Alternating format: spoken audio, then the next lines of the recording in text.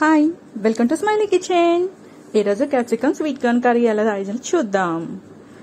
Capsicum sweet corn రెండు కూడా equal గా తీసుకోవాలండి.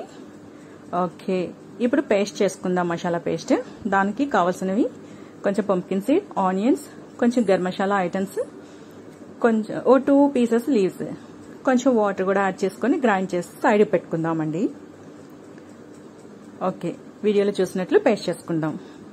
ఓకే, ఇప్పుడు స్టవ్ మీద కడాయి పెట్టుకుని పోపుకి కావాల్సిన ఐటమ్స్ అన్ని వేసుకుని onions, green chilli, curry leaves కూడా వేసేసుకుని ఫ్రై చేసి పెట్టుకుందాం. ఇప్పుడు శుభ్రం చేసి పెట్టుకున్న స్వీట్ కార్న్స్ కూడా వేసుకొని కట్ చేసి పెట్టుకున్న క్యాప్సికమ్ కూడా వేసుకుంటాం. అండ్ నేను కొంచెం క్యారెట్ కూడా యాడ్ చేశానండి, టేస్ట్ అండ్ హెల్త్ కదా, సో అందుకోసం అని చెప్పేసి 2 క్యారెట్ కూడా యాడ్ చేసుకున్నా. చూడటానికి ఇంత కలర్ఫుల్ గా ఉంది కదండి. ఓకే, 3 చక్కగా కలిపేసుకొని ఒక 5 మినిట్స్ ఫ్రై చేయాలండి.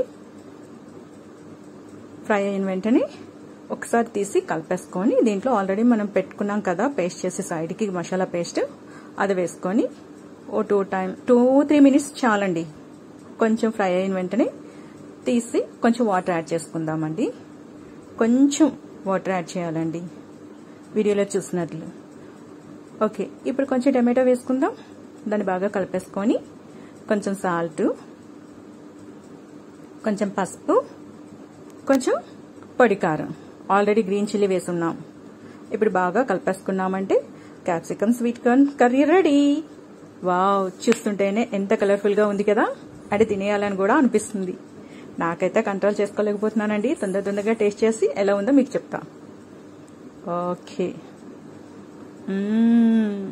సూపర్ అండి, నిజంగా